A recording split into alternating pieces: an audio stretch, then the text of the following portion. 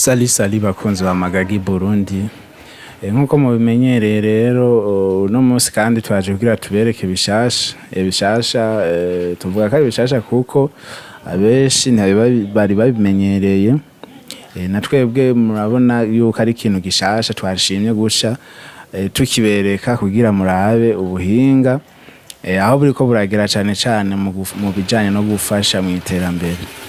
Rero nkuko mubibona iki mubona imbere yanyu ni imashini ifasha mu gusya mu gusa ivyatsi ibifungurwa vy'ibitungwa, ibitiriti murabona nka hari n'ibitiritiri vy'ibigori, kandi murabona yuko barashiramo n'ivyatsi kugira ngo bibandanye ibisya hama ibitungwa zize kubirya bivyoroheye. Rero ni imashini y'igitangaza murabibona mwese, aho mbere bica binanyaruka nko mu bantu b'aborozi bica binyaruka kugaburira ibitungwa vyabo. Murabibona hari aho ubicisha ngaho imbere bigaca biserukira inyuma.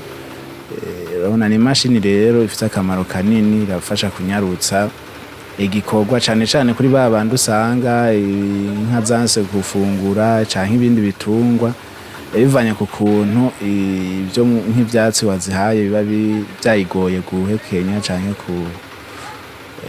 bitayibonekeye neza. Murabona rero bica binyaruka ica ibirya inezerewe, kandi urumva biba vyoroshe nyene no gufungura ku nka.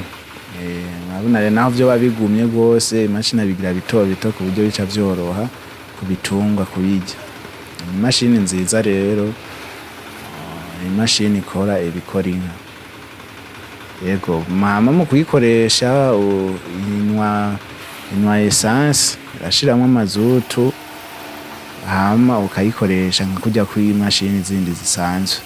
Si ibintu bigoye rero, urabona akanya gato uba ugwijije ibintu vyinshi. Urabona rero ni ikintu c'iterambere, ikintu kije gufasha cane gose mu iterambere cane ry'aborozi, kigifasha kugira ngo umwuga wabo ugende neza. Ciao murakoze.